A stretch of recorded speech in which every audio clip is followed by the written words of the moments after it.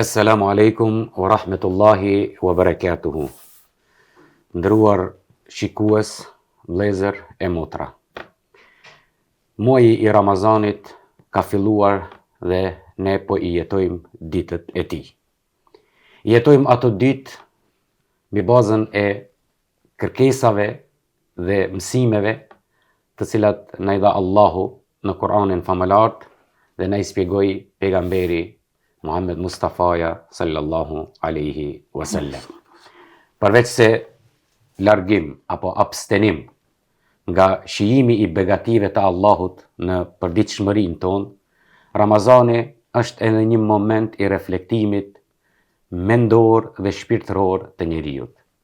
Ai është një element I cili e ngrit vetdijen e moralit dhe edukimit të njeriut dhe hap rrugët që besimtari musliman si I tillë të bëhet më I edukuar, më I përkushtuar në adhurim dhe njëkohësisht këto virtyte janë element të cilat e forcojnë edhe besimin e tij. Për edukatën, etikën, mënyrën e jetuarit në mënyrë dinjitoze të muajit Ramazanit, sonte për të biseduar bashkë me mua, kam kënaqësinë që ta kem profesor doktor Naser Efendi Ramadanin, ligjërues në Fakultetin e Shkencave Islame në Shkup. Profesor I nderuar, mirë se na erdhët dhe mirë se ju bashkangjitët këtij karvani të emisioneve tona që Muftinia e Bashkisë Fesë Islame të Kumanovës I organizon për hir të muajit të shenjtë të Ramazanit. Mirë se vjetë. Është kënaqësi pra, siç e theka, që sonde ne do të mundohemi që në pikat shkurtra brenda këtij minutazhi, të cilin e kemi përcaktuar, për të qenë në dispozicionin tonë për të thënë disa mesazhe parashikuesit që të flasim në lidhje me lidhshmërinë e ibadeteve në përgjithësi dhe edukimit të njeriut si një qenie mendore, si një qenie logjike e cila din të perceptoj dhe t'i kuptoj deri diku mesazhet dhe urtësitë e obligimeve të Allahut. Bismillahirrahmanirrahim. Alhamdulillahi rabbil alamin. وأفضل الصلاة وأتم التسليم على سيدنا محمد وعلى آله وصحبه أجمعين. Allahun xhalla shanuhu e falenderojmë, salate dhe selame pejgamberit ton Muhammedit alayhi salatu wassalam I dërgojmë, shokëve të tij besnik, familjes së tij të ndershme dhe gjithë besimtarëve të cilët kanë pasuar dhe pasojnë rrugën e tij deri në ditën e gjykimit. Fillimisht pra ju përshëndesim juve, përshëndesim të gjithë teleshikuesit kudo që të gjenden me përshëndetjen më të sinqertë islame. Assalamu alaikum wa rahmetullahi wa barakatuhu. Dhe pasi jemi në ditët e para të muajit të bekuar të Ramazanit, gjithë besimtarëve kudo që gjenden u urojmë këtë muaj të bekuar të Ramazanit me lutje tek Allahu I lartë madhëruar që gjitha ibadetet, gjitha adhurimet, gjitha sakrificat të cilat I bëjmë në emër të tij dhe për hir të tij, lutim të madhin Allah që gjitha ato t'i pranon në formën më të mirë. Ne fillimisht duhet të dimë se Islami është sistem jete. Kur themi është sistem jete, kjo nuk kupton se është një program të cilin Allahu krijues absolut dhe krijues I gjithësisë, si dhe krijuesi I vetë njeriut, ka desh ta nderon njeriun dhe mos ta lejon atë që ai të devijon dhe të humbas në jetën e tij të kësaj bote.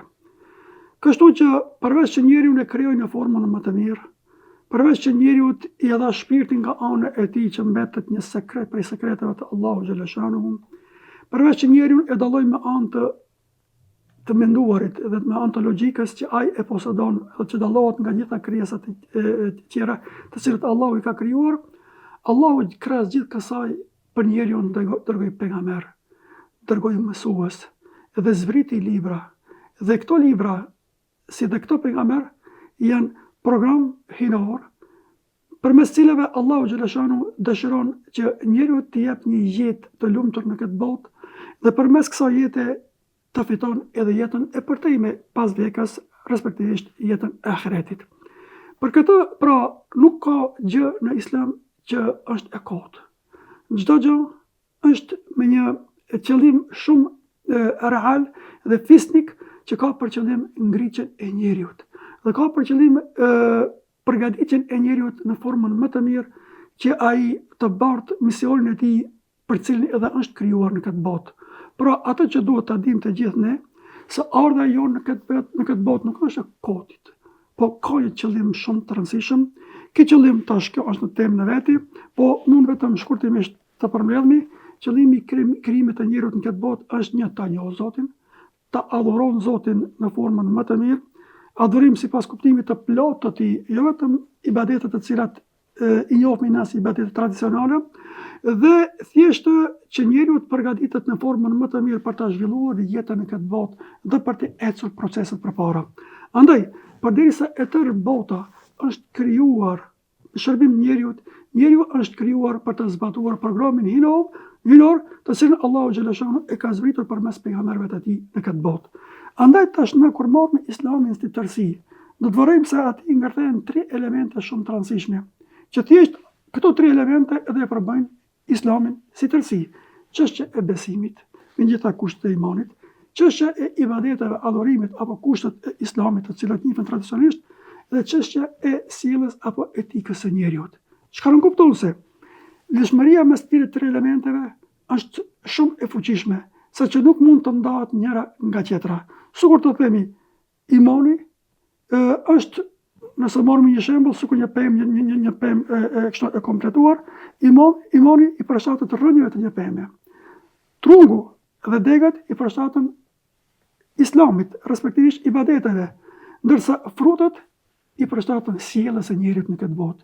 Çka nuk kupton se Allahu xhaleshanu këtë Islam të kompletuar që e ka zbritur që i përshtat shumë 100% me nevojat e njeriut intelektuale, me nevojat e tij shpirtërore, me nevojat e tij etiko-morale, me nevojat e tij fizike, dhe thjesht ta përgatit atë në formën më të mirë në gjitha dimensionet e mundshme etike dhe edukative, që ky njeri që tamam siç Allahu kërkon në Kur'anin famullar, inni ja'ilun fil ardi khalife, unë do të bëj në tokë një mëkëmbës i cili bart përjetësi, një mëkëmbës i cili krijn obligime që i ka këtë botë.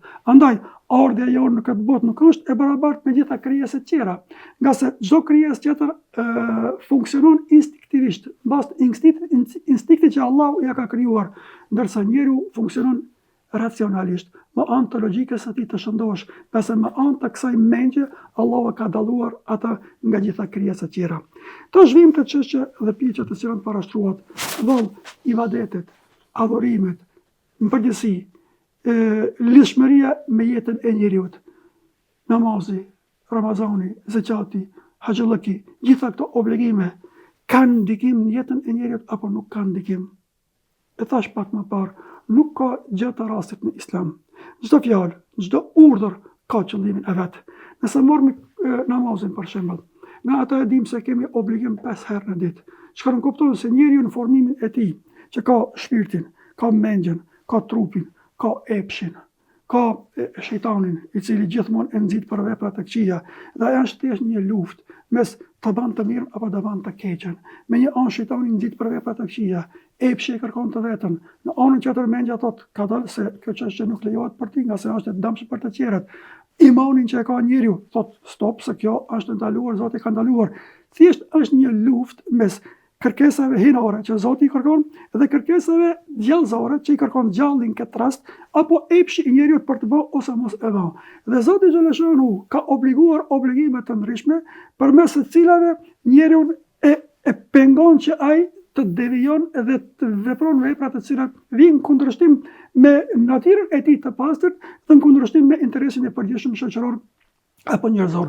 Për këtë Zoti 5 herë ka obliguar njeriu që ai të falë namazin. Çka nuk kupton të falësh 5 herë namaz? Jo vetëm e pa me formale me shku me radhë u çu dhe kri puna. Jo, aspekti real i falës së namazit, përkushtimi, koncentrimi namaz, dhe thjesht është një çfarë lloj kontrate mes robit dhe krijuesit apo njeriu dhe Zotit në këtë rast, se unë o Zot ti të besoj, dhe faktikisht kur ti e fal namazin dhe në fund rritohesh me luçet, kërkon prej atij ndihmë që ti të vazhdosh në rrugën dhe programin të cilin Allahu xhaleshanu e ka obliguar për njeriu.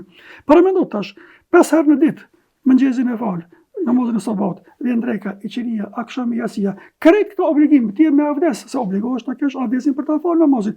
Dhe faktikisht me anë të këtyre namazit ti gjithmonë e ke veten tënde në kontroll. Largoje pak namazin, më njëherë ti jep hapësirë anës tjetër. Jep hapësirë shejtanit, jep hapësirë epshit, jep hapësirë egos tonë, jep hapësirë interesave tua, që dal ngadalë. Krejt to ti të mësojnë devijim. Dhe për të larguar nga ky devijim, Allahu ka obliguar 5 herë në ditë falë namazit. Vjen çështja e zakatit. Ne dim se njeriu tash cili prej neve e lakmon pasurinë, dhe ka qejf sa më shumë të ketë pasuri. Pasuria është e mirë kur është në kontroll të njeriu, kur është në dorën e tij, po është shumë e keqe kur depërton zemrën e tij. Nga fakti se përderisa njeriu ka në dorën e tij pasurinë, ai e komandon, ata dhe e kontrollon. A kur depërton në zemrën e tij pasuria, ata e kontrollon dhe e komandon. Për këtë, ajo që lejohet në Islam është bëu i pasur sa të mundesh për ta dish se është dhunti e Allahut dhe mbaje në dorën tënde dhe shfrytëzoja që ka është nevojë për të shfrytzuar. Obligim Zoti e ka bëu brenda vitit për të pasurit që të nxjerrin një sasi të zakatit që kanë, ashtu në tembe e gjon, po po them 2.500 nga pasuria e përditshme. Nëse i ke 100 euro, 2.500 euro nuk janë tuat, ato janë të varfëra, ato janë 87 grupeve të cilat Allahu xhaleshanu i ka 8 grupe të cilat Allahu xhaleshanu i ka caktuar në Kur'anin famullar. Dhe ti me anë të kësaj obligohesh të nxjerrësh një pjesë pasurisë dhe me këtë ti e largon kooperacinë. A kooperacia është një vesë apo një veti shumë e keqe po që se depërton në mbrëmjen e njeriu. Vend Ramazani, agjerimi i Ramazanit që është një punë shumë e rëndësishme. Dhe thjesht nuk duhet vetëm të të kalohet në aspektin formal, vetëm të agjerojmë, për cilën ndoshta do të flasim më vëllësisht për këtë çështje. Para se dalim, desha ta përfundoj me këtë. Edhe haxhi dhe obligimet tjera krejt kanë për qëllim të edukojnë njeriu në formën më të mirë, që gjitha këto ibadete të japin frutet e veta, që faktikisht me anë të këtyre fruteve të reflektohet në sjelljen tonë të përditshme, në rrugë, në shtëpi, në punë, në kudo që gjendesh, thjesht të reflektojmë edukat dhe kulturë të mirë që janë frutet e një pembe, respektivisht ata që kërkon Islami prej neve. Profesor, s'do men se njeriu gjatë kryerjes së ibadeteve, adhurimeve, qoftë ato obligative apo ato që i ka vullnetare shtesë, synim e ka formimin e personalitetit, formimin e qenies të tij dhe ngritjen e atij sensit human që ai e posedon në brendësinë e vet. Mirë po, ja që ndodh në situatat e sotme ne mund të shohim njerëz cilët edhe i kryejnë ndoshta obligimet vetare. Mirë po ai ndjesia ndaj tyre është shumë e vogël apo thuajase e kanë marrë këtë sikur një rutinë ditore ose sikur një ushtrim fizik, qoftë punën e namazit, qoftë punën e agjerimit, siç është për shembull një dietë të cilën mund ta mbatin për dishmërinë e vet, kurse vetë ajo ndjesia shpirtërore, ajo për cilën Allahu sinon me vet obligimin e këtyre ibadeteve, sikur se ka mbetur anash. Këtë drejtim nëse ka mundësi një sqarim për shikuesit, për arsye se ne shohim plot njerëz të cilat ndoshta falen, mirë po në vetitë e tyre morale janë lënë shumë për të dëshiruar. Ndoshta kjo është pjesa për cilën duhet të flitet edhe më shumë ti. Po them një mënyrë pak fatkeqësisht, tash tek ne në mesin tonë, ndoshta ibadetet, duke përfshirë namazin, agjerimin, ndoshta edhe zakatin e haxhin, më shumë përkalon në formalitet se në realitet. Kjo nuk kupton se namaza apo ibadetet përgjithësi nuk janë vetëm një lëvizje apo një veprim të cilën e bën kalim thit njeriu pa u ndalur në tam, pa u koncentruar dhe pa sinuar përfitimi etik dhe moral që mund të nxjerret nga këto ibadete. Kështu që ti për shembull e ke namazin. Kush namaz? Jo vetëm në aspektin e fikut, por në aspektin etik po flas, është koncentrimi dhe përkushtimi i plot namaz. Çka nuk kupton të ti kur të falësh edhe kur drejtohesh ka Zoti, ja kebe Allahu Akbar kur thuash, ti më anë të kësaj do të bësh përpjekje që jesh i koncentruar në namaz 100% mes teje dhe mes Zotit.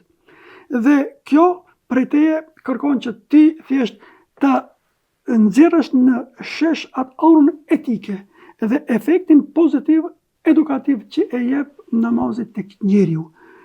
Po ashtu edhe agjerimi. Çka nuk kupton se agjerimi është një ibadet shumë i rëndësishëm. Çka nuk duhet vetëm të bëhet stagnim nga haja dhe pija, nga sifiri dhe njeftar. Po ri pa hangrune, po mu zguxon kur kush më zon udhën, edhe unë tash do të bëj çka du këto, do zguxoj njerëzit me fol aty sa ke shumë nervoz, edhe në shtëpi njerëzit janë shumë thjesht në situatë pa lakmushë prej tij se ki nervozohet nga agjerimi. Ndoshta edhe flatan ditën nuk qohet me shku as me kry obligime të tjera që janë namazi apo diçka ibadete të tjera, dhe thjesht Tek ky person mund të themi se kalon çështje më shumë në formalitet se sa në realitet. Sepse të bëhet ibadet në plot kuptimin e fjalës ibadet, do të thotë ti duhesh të plotësojsh të gjitha kushtet që kërkohen. A kusht esencial në ibadet është niyeti. Niyeti, do të thonë qëllimi se për çka ti po e bën kë ibadet. Po e bën për Zot apo po e bën për diçka tjetër. Nëse ke vetëm tradit, ta di se kjo e humlerën e vetë si ibadet. Dhe ne duhet të edukojmë, të mësojmë xhamatet tona se ibadetet, namazi, Ramazani, zakati, haxhi dhe çdo ibadet tjetër duhet të bëhet me një jetë të pastër për hir të Allahu xhaleshanu, sepse vetëm anë të niyetit mundet ibadeti të merr atë formën e një ibadeti të pranuar tek Allahu xhaleshanu. Nga se pa niyet Allahu xhaleshanu. Pyetjen të cilën e parashtrova e mbështes në një ajet Kurani i cili lidhet me namazin direkt, mirë po kjo ajet në aspektin kuptimor i përfshin edhe gjitha ibadetet tjera, adhurimet tjera të cilat i bën njeriu për Allahun dhul xhelal. Allahu thot inna salate tenha anil fahsha'i wal munkar.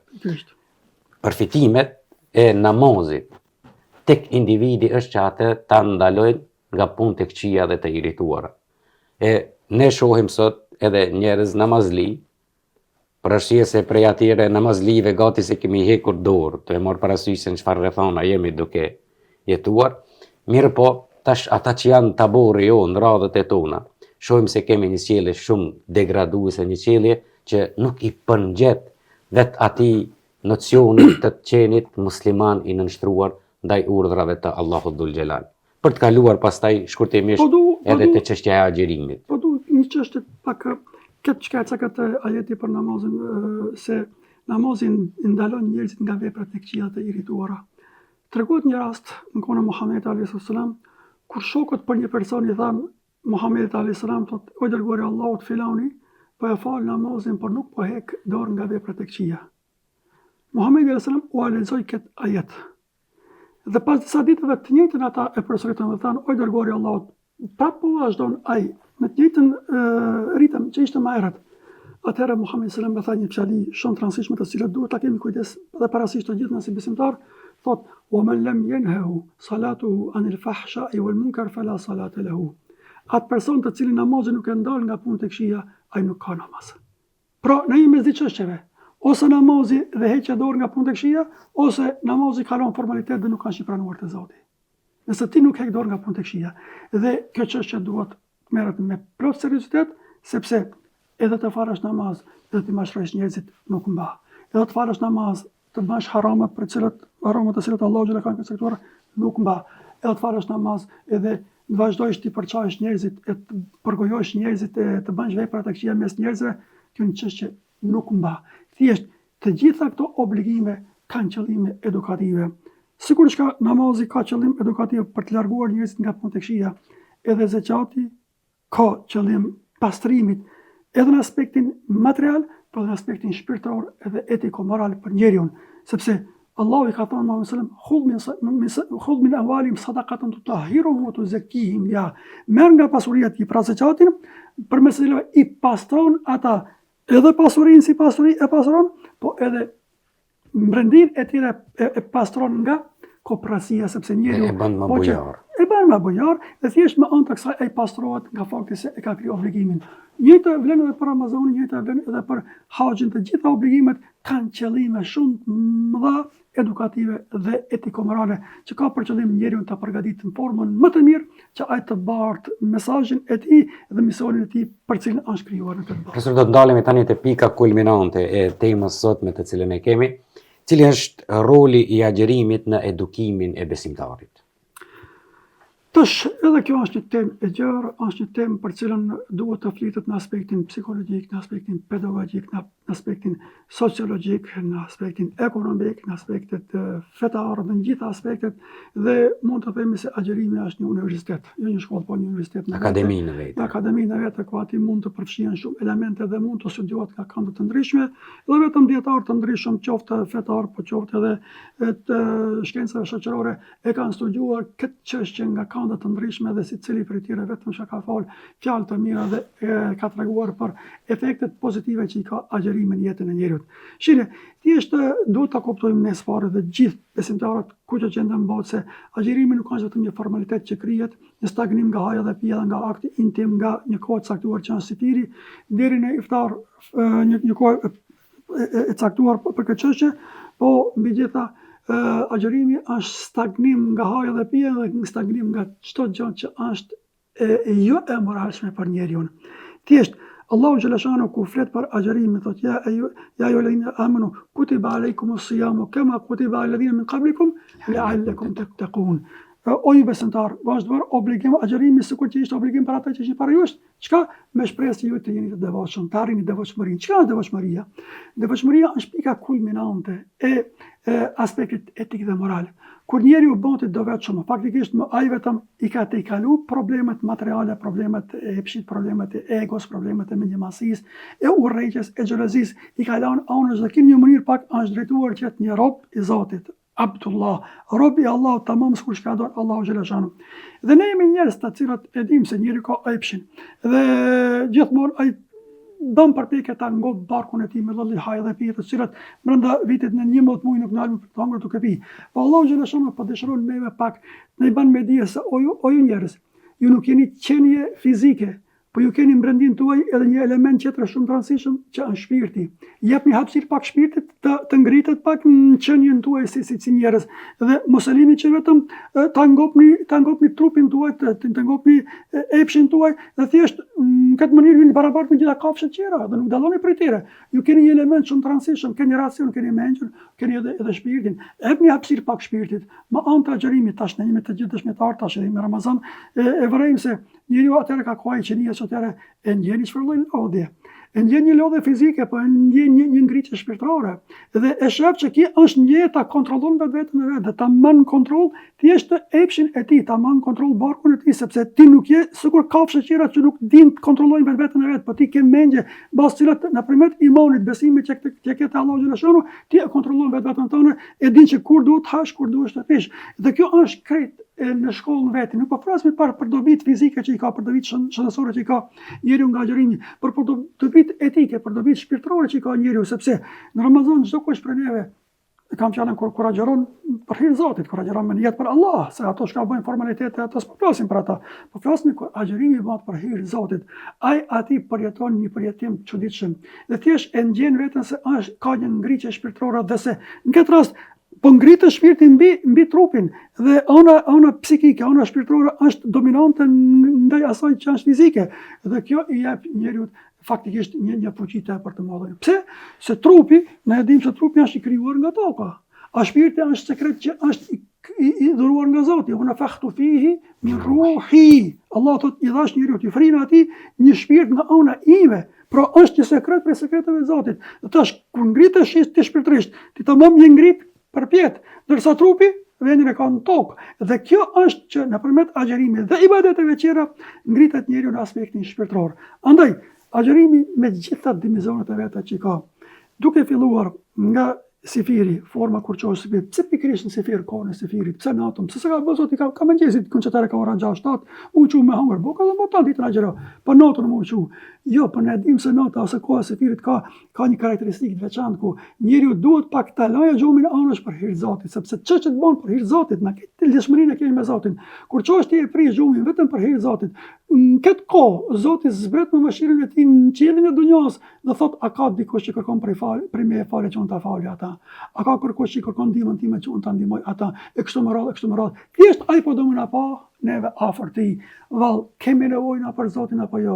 Ja ayuhan nas antumul fuqara'u ila Allah wallahu huwal ghaniyyul hamid. O ju njerëz, jeni të varfër për Zotin, ju keni nevojë për Zotin. Zoti s'ka nevojë për neve. Ai është i plotfuqishëm dhe e falenderojnë ata krijesat çuditshme të cilat ai e di se çka ka krijuar. Pra ne kemi nevojë për Zotin, jo Zoti për neve. Andaj, me anë të agjerimit që e bëjmë ne, pak një pjesë të fahatis tonë, tjetës tonë që e kemi e lëm anësh për që përkushtu Allahu xhaleshanu dhe kjo i jep një fuqi tepër të madhe njeriut në jetën e tij shpirtërore. Shiri, ata shka duhet të kuptojmë të gjithë nëse agjerimi thjesht nuk duhet që jetë një stagnim nga haja dhe pija dhe me kaq, po stagnim edhe nga veprat e këqija. Allahumma a'inni ala siyami wal qiyami wa ghaddi al-basari wa hifdhi al-lisan. Muhamedi alayhis salam ka bën një lutje. Kisha dëshirë të gjithë të lëshojnë ta mësojnë këtë lutje shqip ta thonë. O Zot, na ndihmo të agjërojmë. Na ndihmo të falim namazin duke përfshirë namazin taravihës dhe na ndihmo të mbillemi sit nga harami dhe të ruajmë gjuhën nga fjalët e këqija. Kështu, sit dhe gjuhën nga fjalët e këqija, sepse siri ndikon negativisht në agjërim. Edhe goja, fjalët e pakontrolluara ndikojnë negativisht. Këto dija patjetër të ruhen, nga fakti sepse mund ta prish ose ta humb vlerën e agjërimit. Në anën tjetër, Muhamedi sallallahu alaihi wasallam thot, personi i cili men lem yada qawla zuri wal amala bihi falaysa lillahi hajatun fi an yada'a ta'amahu wa sharabahu. Kush nuk i le fjalë bartën e fjalëve mes njerëzve, thjesht thaki, po thotë, thashë themat mes njerëzve. Wal amala bi, dhe veprimin me ta, pra fjalët me zhvirllëken me një fjalë që di popullat janë, dhe veprimin me ta, thotë Zoti nuk ka nevojë që kita le hajnë dhe pijen. Shoha. Thjesht ti s'ke bën kur gjë. Se qëllimi i agjërimit është që ti të rrihesh, abstenosh nga fjalët e këqija. Ti mos bësh mos thuash fjalë të këqija, mos shikosh kurse ka vendin, qesh me një fjalë i përgatitur, të jepësh hapësirë anës shpirtërore, ngritesh në aspektin intelektual dhe thjesht të bësh njëri i kompletuar në aspektin mendor, mental, në aspektin shpirtëror, në aspektin etik, në aspektin moral, në aspektin fizik, dhe kjo është që kërkon njeriu. Mirë, a nuk kupton kjo se ne duhet të bëjmë me laçe? Ja, absolutisht. Dhe s'mundemi përdeshëm, se natyrën se kemi të tillë. Faktikisht Zoti s'na ka krijuar me laçe. Ai ka krijuar me laçe, të cilat numri i tyre nuk dihet, ato adhurojnë Zotin, atë e dim.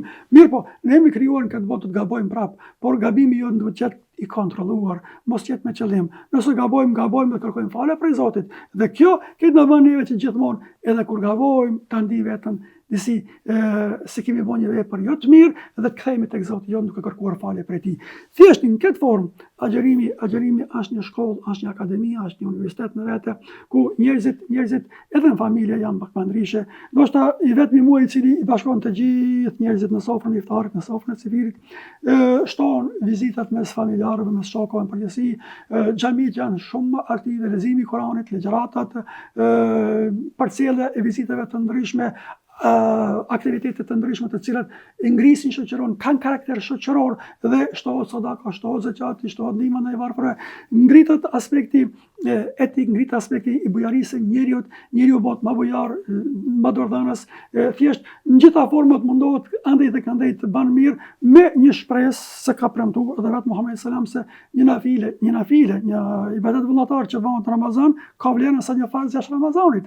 A një farz në Ramazan ka vlerën sa 70 farz jashtë Ramazanit. Dhe kjo i bën njerëzit që ata gjithmonë ta kërkojnë mëshirën e Allahu xhaleshanu dhe agjërimi apo Ramazani përgjithësi ka për qëllim që njeriu ta përgatit që ai më pas 11 muaj të ketë një energji pozitive që deri në Ramazanin e ardhshëm ai të bartë atë energji që ka fituar brenda këtij Ramazani që të vazhdon që të i lidhur me Allahun xhaleshanu xhelalu. Andaj agjërimi në përgjithësi nga gjitha aspektet, qoftë me sefir, iftar, abstenim nga haja dhe pija, vizitet të ndryshme, xhamit, ligjëratat, Kurani, afërsia mes njerëzve, iftarët, mysafirllëk, këto kanë karakter shumë fuqishëm edukativ, moral, etik, shoqëror, filozofik dhe në gjitha aspektet dhe thjesht tregon se kjo është tamam që përshtatet me natyrshmërinë e njeriut, ka se njeriu është një qenie e cila gjithmonë e don të mirë. Profesor, Allahu xhaleshanu jetën pa program të njeriut nuk e don. Dhe është një ndër arsyet, mund të themi, në bazë të argumenteve të shumta dhe leximeve të cilat i bëjmë, qofshin ato specifike, apo qofshin të lira, për nxitjen e atij programimit të jetës së njeriut. Si duhet të jetë dita e një besimtari në Ramazan në mënyrë që ta fitojë kënaqësinë dhe pëlqimin e Allahut xhaleshanuhu. Realisht po flasmi nëse Islami në përgjithësi është program. Është program. Likulli minkum ja'alna shir'atan wa minhaja. Allahu thot për pejgamberët e tij, thot për secilin prej juve kemi vënë ligj dhe program. Ligj dhe program. Pra, Islami në përgjithësi është një program i kompletuar. Po, le ta marrim një ditë Ramazani. Si do duhet të duket një ditë Ramazanit. E fillojmë me sefirin. Zgjuarja në sefir. Duhet të zgjohemi, por nuk duhet të zgjohemi. Shumë njerëz thonë, kam hangur në kur dura ka bërë me fjetë dhe s'ka nevojë me zgjuar. Atëherë u themi, jo do zgjohesh. Të zgjohesh jo që duhesh me hangër, se nuk është qëllimi i sefirit që ti të hajsh, po qëllimi i sefirit është që ti zgjohesh të përjetojsh mirësitë e Allahut që Zoti i ka zbritur pikërisht në kohën e sefirit. Allahu kur flet për besimtarët e mirë, thot o bil ashari hum yastaghfirun. Në kohën e sefirit ata bëjnë istighfar. Pra istighfari në kohën kur kemi falës nga Zoti në kohën e sefirit ka një tretman të veçantë. Dhe mjafton ne vetëm të zgjohemi në kohën e sefirit, edhe nëse nuk ham. Ai aspekti etik, aspekti moral është që ti thjesht ta ndish veten se ke nevojë për Zotin, jo për hajër dhe për pije. Dhe me anë të kësaj ti vetëm çosh një glonk ujë ta pish, një fitë ujë ta pish, ndoshta mjafton. Jo hurm haje, mjafton. Në kafshat buk, mjafton. Mos ha hiç që s'po të hat. Mjafton të zgjohesh, sepse Muhamedi sallallahu alaihi wasallam ka thënë tasaharu fa inna fi sahuri baraka. Thot ngripuni në sefir. Dhe hani diçka nga sefiri, sepse në sefir ka bereqet. Pra, na thon pak më parë se hadithi është shumë i saktë, ku thot Muhamedi sallallahu alaihi wasallam se Allahu në pjesën e tretë të natës zbret Allahu xhaleshanu në qiellin e tokës me mëshirën e tij. Dhe thot a ka dikush që kërkon falje për meje? A ka dikush që kërkon kështu për meje? Dhe krejt këto vërejnë se Allahu xhaleshanu i ka për qëllim që njeriu ta ngrit në aspektin shpirtëror. Tamam, prishë pak gjumin, çau dhe ha sefir. Më pas, tash njerëzit puna shka duhet bëhet mas sefiri me njëherë sabaj. Sepse sabaj në zakonisht apo me dikun gjysmë ore pas sefirit. Para shkak piqë, ne muslimanët ham sefirin dhe ja fut me gjumit apo duhet me prit me fal namazin e sabajit. Ta kuptoj popullata jonë se namazi i sabajit është farz, sikur që është farz dita e agjërimit të Ramazanit. Çka nuk kupton se namazi mbetet farz i kompletuar. Sikur jashtë Ramazanit, po në Ramazan ka një vlerë pak më të madhe. Andaj duhet të presim ta falmi namazin e sabahut. Plas për meshkujt, për burrat. Kisha me thonë tash po thuaj me përjashtime të vogla, pjesa e dërmuese njerëzve të xhamit i kanë afër. Dhe është shumë e udhës të shkohet në xhami, sepse namazi më i mirë që falet në xhami është namazi i sabahut. Andaj ti në Ramazan, ti në ibadet, dhe duhesh faktikisht ta shfrytëzosh më njëherë mundësinë e parë të shkosh namazin e sabahut ta parësh në xhami. Më pas namazit tash është çështje varësisht për njerëzve. Dikush është i lirë dhe mund të pushon. Nëse ka natën pak më gjatë, po dikush duhet të shkon në punë. Dhe këtyre njerëzve u thomi, a ravo më pushu, apo shkojnë në punë, duhet qeni tepër të kujdesshëm në siri dhe nga goja. Hadithin që e potencu pak më parët, ku Muhamedi sallallahu alaihi wasallam është lut që Allahu t'i ndihmon ta ruaj siri nga harami edhe gjuhën nga fjalët e kota. Andaj jemi të kujdesshëm. Mos ta ndotim agjërimin tonë me harame. Ti këndaj agjeron, andaj ban punë të këqija. Jemi tepër të kujdesshëm këtë çështje. Vjen koha tash e drekës. Prap po them, gjitha namazet, mundësisht të falen me xhamat. Dhe mundësisht të përcillen ligjëratat të mësuar shka duhet. Është një traditë tepër jo e hishme e xhamateve tona, që ose shkojnë vonë në xhami, kur mban ligjërata, ose nëse ka ligjërata për shembull pas namazit, ato dalin me pjesa dërmuese, dalin nga xhamia. Para shpërpiqen për hir Zotit ku po shkoni. Ku shkojnë? Nëse kanë punë shka duhet patjetër me dal, okay, dakor, jemi ke çaj duhet del dhe ta krijmë punëve që ka. Mirë, po të diresh ti prej xhamias, e të uresh me një skënjë për rrugëve, edhe përcjellesh kush po hes rrugëve apo të bartësh fjalë apo të përgojesh të tjerët, një çështje e tillë thjesht nuk mund të tolerohet. Nga fakti se qëndrimi jot në xhami për të pasjell ligjëruesin se çka po ligjeron, kjo është edukim për ty, është arsimim për ty dhe është një mundësi shumë e mirë që njeriu ta kalon pikë në shtëpinë e Allahu xhaleshanu. Llogarit ti agjërueshëm. 1. E dita jenë shtëpinë e Allahut që misafir. E treta jenë mezhdis të ilmit ku mbahet ligjërata. Krejt të tutrijet janë prej veprave të mëdha për cilën Allahu shpërblen. Pse pe hum këtë mirësitë e Allahut që Zoti ti ta ka mundsu, ti po del jashtë xhamisë, po ulesh dikon ose po shkon në vend për shtu televizor ose me telefon dorë. Andaj këtu mund ta shfrytëzoj edhe këtë rast që trajtojmë të gjithë besimtarët, veçanti të rive, pak telefonat më anës, se ne kanë marrë ose po na marrim një kohë gjatë madhe të jetës tonë. Me orë të tëra me kalu me telefon dorë, ti agjërueshëm dhe në telefon shef çka mos aty që është tepër i kujdesshëm. Ose po kundrazi shfrytëzoje për të mirë se sot duhet mos hap mund ta shfrytëzosh sot telefonin shumë lehtë. Mundësi për të dëgjuar Kur'an, ke mundësi për të dëgjuar ligjëra. Edhe për të lexuar Kur'an. Edhe për të lexuar gjitha mundësitë të kia, edhe ngjuhëm shqipe, edhe zël po të libra shkoj të qoftë ta, shfrytëzoje për të mirë. Edhe kështu që Ti namazin rregullisht duhet të falet në xhami. Dhe në kohët e iftarit, në iftar jemi tepër të kujdesshëm. Ju them atyre të cilët pak do hanxhive, ata të cilët e pinë cigarën pak më shumë, se tek ato më shumë reflektohet nervozizmi, qenë pak më të kujdesshëm. Mos i bëni hurum gratë tuaja të shtëpia mu tut gratë që kanë bën iftar, sepse faktikisht ti thjesht me anë të kësaj thjesht ka frikë që të përgatis iftar. Jo, ata faktikisht janë gratë të shtëpia të përgatit iftarin, ti duhesh që tepër i kujdesshëm. Çka kanë përgatit faktikisht duhet ta pranoj sepse është një mirësi prej mirësive të Allahut që i ka përgatit.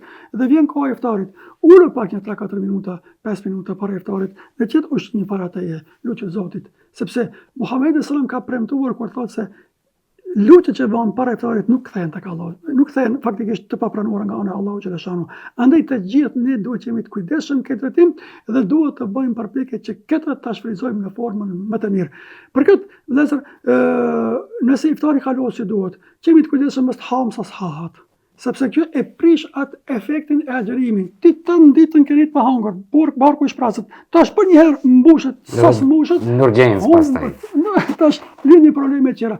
Andaj duhet që jemi të kujdesshëm këtu sa të ham, sepse më një herë pas po them një orë apo një orë gjys na prat namazit taravis. Dhe namazit yasis, namazit taravis ka pak nevojë për një lëvizje më të madhe. Dhe taravia duhet të faret si e duhet. Na ta e dim se sunet është 20 rekat të faret. Jo të vi 4 rekat apo 8 edhe hik pijamies. Pse po hiku po shon? Ne e dim që nuk është farz taravia. Një vest shumë i keq i cili hasat në përditshmërinë tonë. Ne e dim që është sunet, po suneti pak më parë potencum suneti në Ramazan ka vlerën një farz jashtë Ramazanit. Andaj duhet të falen deri në fund. Dhe ju them edhe gjithë imamët që mos të falin namaz shkele shko, po namaz i ka i e pak më ngadal, është më shkurt me lezu, po më ngadal, tamam që plotson gjitha kushtet që kërkohet namazit.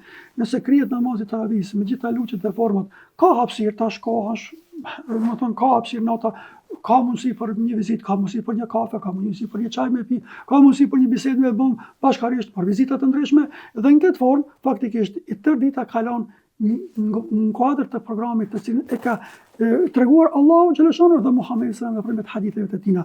Për ata që punojnë, e dim që është më vështirë, sepse puna fizike është puna më e rëndë, por edhe puna intelektuale është puna e rëndë, për të cilët kanë nevojë për koncentrime intelektuale.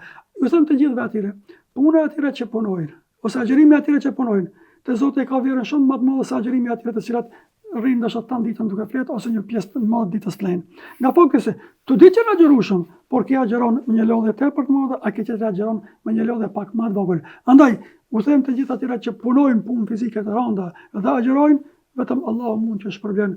Për këtë ka thënë Muhamedi alayhis salam dhe thjesht nëpërmjet hadithit qudsi, Allahu xhaleshana thot as-sawmu li wa ana ajzi bihi, agjërimi është për mua dhe unë di sa shpërblej për ta. Nuk ka caktuar sa shpërblen, 11, 20, 21, jo.